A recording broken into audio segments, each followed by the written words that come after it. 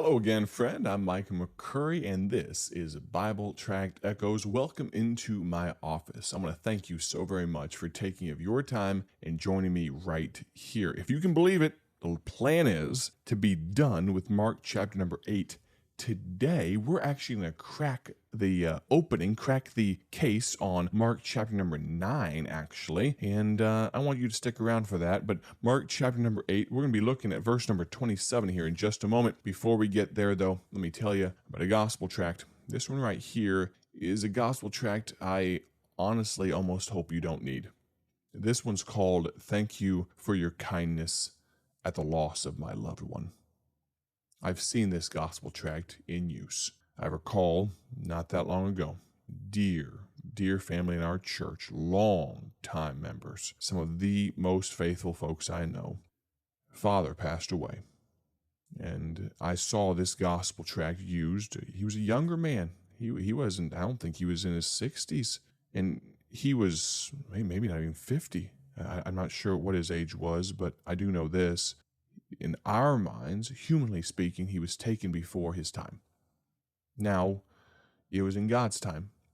But I watched a wife left behind and 2 children giving out these gospel tracts at the funeral. Thank you for your kindness and the loss of my loved one, written by Paul Levine. I'd encourage you to go to BibleTractsInc.org and to order some of these if you are ever in need of them. Again, I pray that you don't need them, but it's likely that should a loved one of yours ever pass on, I pray they go to heaven, of course. I pray that they know for sure where they're going. But it's very likely, even if your loved one knows where they were going, there will be lost folks, people that don't know Christ, that come to the funeral. And this gospel tract was written with that specific need in mind. And so, if you would, go to BibleTractsInc.org and order some of these. We're in the book of Mark, chapter number 8. We have got a lot to get to. We're going to begin at verse number 27. Now, would you mind if I double up on talking about gospel tracts again? There are so many days I don't talk about gospel tracts on the program, and I really should. It's called Bible Tract Echoes. So, forgive me for talking about this gospel tract one more time this week. It's called Your Decision 2024. All of the gospel tracts that we print and produce at BTI, about 40 different titles. We have known of many people coming to Christ because of each of them. But this gospel tract, it's pointed at a very specific time. Right now, we are facing an election, are we not?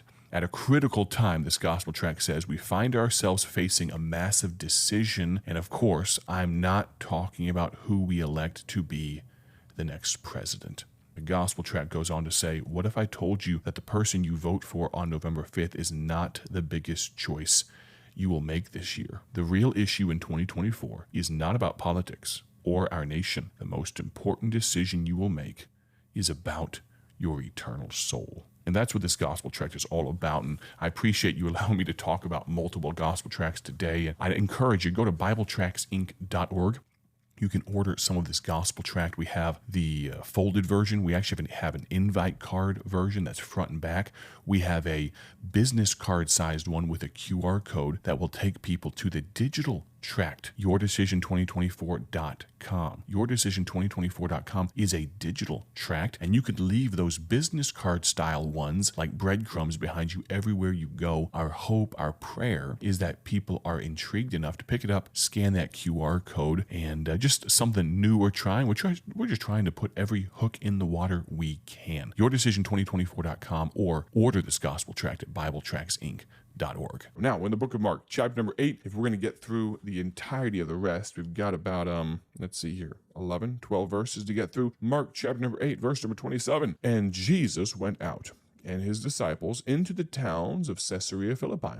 And by the way, he asked his disciples, saying unto them, Whom do men say that I am? And they answered, John the Baptist. But some say Elias, and others one of the prophets. And he saith unto them, But whom say ye that I am? And Peter answereth and saith unto him, Thou art the Christ. You ever just gotten the answer right? You ever been maybe in a pop quiz in school and no one else could figure it out, and you shot your hand up in the air and you knew the answer? You got the gold star and the smiley face. Well, that's what Peter got here, thou art the Christ. Not only was he bold enough to say it, he was right in saying it. Verse 30, and he charged them that they should tell no man of him. You realize that the time for his crucifixion is coming very soon. The time for him to give his life, and it's all in God's time. And he charges them, keep this under your hat. Verse 31, and he began to teach them that the Son of Man must suffer many things, and be rejected of the elders and of the chief priests and scribes, and be killed, and after 3 days rise again. And he spake that saying openly. And Peter took him and began to rebuke him. We don't know if he took him by the shoulders or pulled him off to the side or what have you. But when he had turned about and looked on his disciples, he rebuked Peter. So it appears as though Peter may have took him, maybe took him a little space away, or maybe just took him and kind of tried to have a private conversation with him, turned Jesus' back on the disciples, and he's looking him dead in the eye and rebukes the one he just called Christ.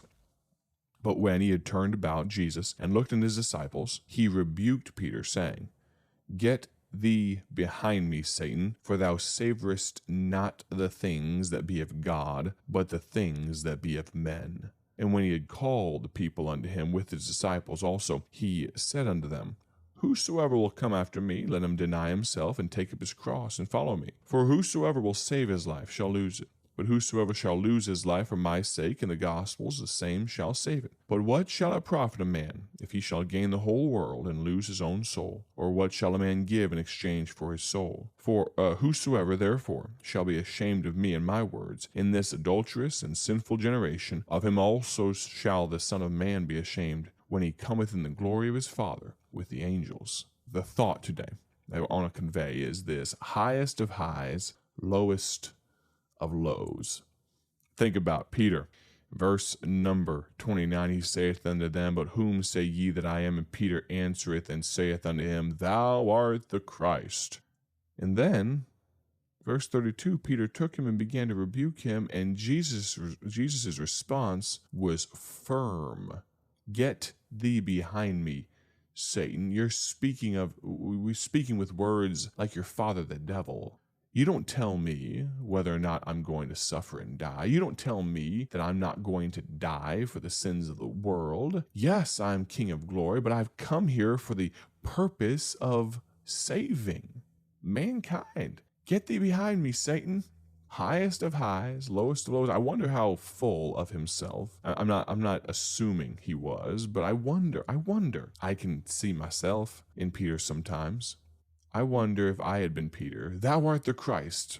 Yeah, you're correct, Peter. Keep that under your hat. I wonder how much I'd be beaming with pride and kind of be a little full of myself and just kind of rub my fingernails right there, my lapel, and yeah, I know what's up. And then Jesus begins to speak to them and tells them directly, here's what's going to happen to me. And Peter, still maybe a little full of himself, or maybe out of concern. Regardless, he pulls Jesus aside, pulls him off to the side, and begins to rebuke the King of Glory. I mentioned the gold star and the smiley face. I still pick them up every once in a while, not often. But don't think less of me, all right? You're not allowed to, all right? You got to give me grace for this. I have enjoyed the simple pleasures of Calvin and Hobbes.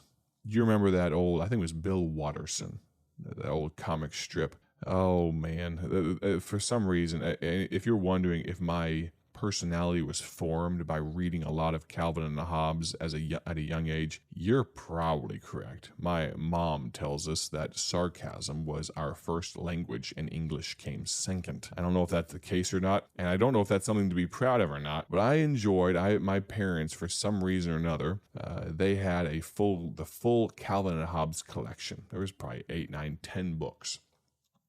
And so I'd enjoy reading them. I enjoy reading everything, and that was part of it. I just enjoyed reading I'm right now reading a biography of Ben Franklin, and I've got multiple books, and my stack of books to read is so high, and I'm trying to work through them. But as a child, I read everything. Calvin Hobbes is one of them. Came to mind. There was this comic strip where I think Susie Durkins was her name, one of his arch nemesis as a 6-year-old little Calvin. He did not like Susie Durkins, and Susie had gotten something along the lines of a gold star or a smiley face, I think it was, on her homework assignment. Look, I got a smiley face on mine, and Calvin gets very irritable. And the speech bubble, the thought bubble that comes up in the last comic strip pane there was something along the lines of he was looking down at the context is he was looking down at his homework because I think Susie asked him, "What did you get? I don't want to talk about it. None of your business." And looks down at his and he says, "I didn't even know they made a puking face." The insinuation is that he did very poorly on his homework. Where was I going with all that? I had a point. Highest of highs, lowest of lows. Sometimes you get the gold star and the smiley face, and sometimes you don't. Sometimes I think of my dad when he would do editing for some of his subordinates on little orders or memos or things that needed to go out to their company or battalion, or he was a DCO, Deputy Brigade Commander, for a time. And he had the opportunity to do a lot of editing because he wanted to make sure these things were correct. And he would talk about how sometimes he would have to bleed all over them because his red pen was it was so atrociously grammatically wrong. And of course, his subordinates had to go and fix it, right? Highest of highs, lowest of lows. It's amazing, though, how oftentimes the lowest of lows come right on the heels of the highest of highs. Sometimes it's the best days that we then see immediately after the worst days. I'd encourage you, friend, don't let that be true for you.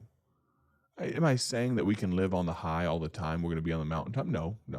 But I would be careful to guard that experience, if you would, to guard that opportunity.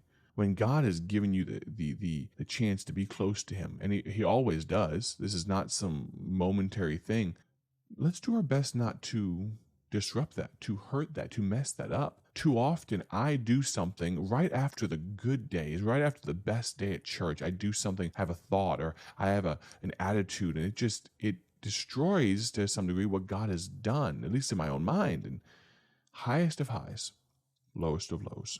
Tomorrow on the broadcast, we're going to jump into Mark chapter number 9. If you can believe it, we're making good time. I want to thank you so very much for joining me once again. My prayer, as always, is simply this: have a great day for his glory. And if you would, pray for us. We'll talk to you soon. God bless. Thank you for joining us today for Bible Tract Echoes, a ministry of Bible Tracts Incorporated.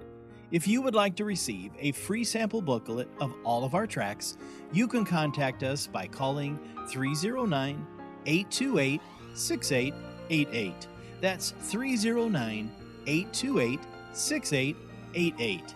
Our mailing address is P.O. Box 130, Dwight, Illinois 60420. A faster way to contact us is to go to our website at BibleTractsInc.org. That's BibleTractsInc.org. There you will find more information about our ministry and details on how you can support Bible Tracts Incorporated. Thanks for listening, and may the Lord richly bless you as you serve Him.